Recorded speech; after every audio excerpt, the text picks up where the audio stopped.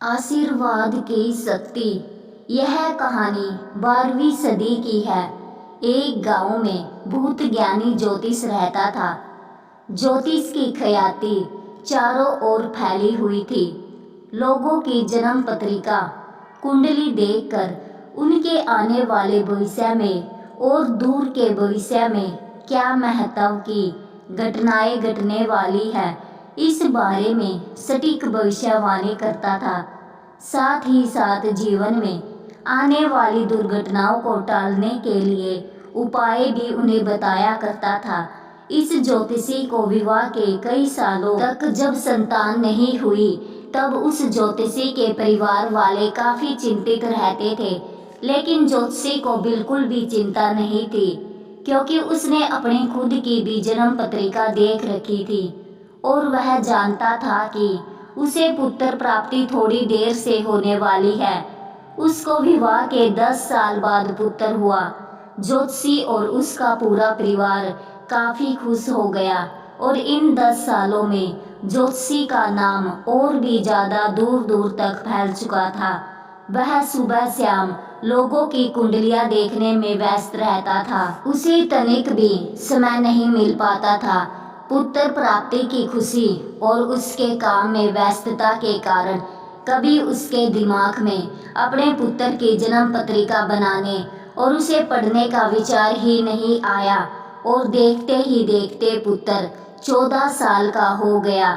उस जमाने में 15 साल तक शादियां हो जाती थी, इसलिए अब ज्योतिषी के मन में भी अपने बेटे की शादी का विचार आया।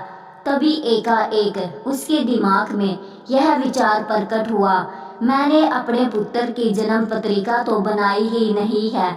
सबसे पहले मुझे उसकी जन्म पत्रिका बनानी पड़ेगी और देखना पड़ेगा कि उसका भविष्य कैसा होने वाला है, उसे कैसी पत्नी मिलेगी, कैसा काम वो करेगा और उसके जीवन में और भी क्या महत्वपूर्ण घटनाएं होने वाली है।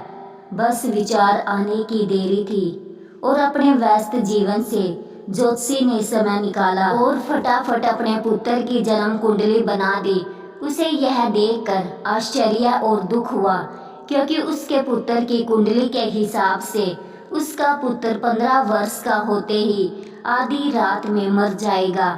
ज्योतिषी को अपनी लापरवाही पर बहुत रोना आ रहा था, क्योंकि अगर वह पहले ही अपने पुत्र की कुंडली बना लेता तो उसे पहले ही इस बारे में जानकारी हो जाती और वह इस दुर्घटना को रोकने के लिए कोई उपाय कर सकता था।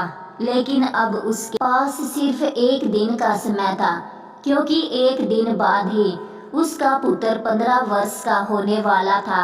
उस दिन एक दिन में ज्योतिषी अन्य किसी भी व्यक्ति से नहीं मिला और पूरा दिन एकांत में बैठकर सोचता रहा। उस दिन ज्योतिषी ने धर्म ग्रंथों को बड़े ध्यान से पढ़ा।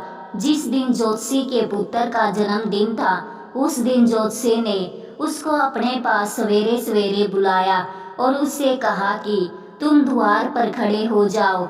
जो भी मेहमान आने वाले हैं उन सभी के पैर छूकर आशीर्वाद लो। ज्योतिषी ने पहले से ही अपने कई लोगों को भेजकर आसपास के कई महान साधु संतों को न्योता दे रखा था, इसलिए उसके घर में आने वाले ज्यादातर मेहमान महान और सिद्ध पुरुष थे।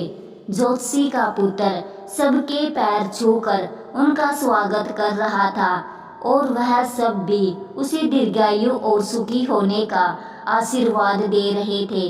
कहते हैं कि उस जमाने में साधु संतों की वाणी में चमत्कारी शक्तियाँ थी। उनके द्वारा दिए गए आशीर्वाद और श्राप कभी खाली नहीं जाते थे। ज्योतिषी ने अपने पुत्र को बचाने के लिए इसी बात का फायदा उठाया था और हुआ भी वैसा ही, क्योंकि ज्योतिषी का पुत्र बड़ी लंबी आयु जिया। धन्यवाद।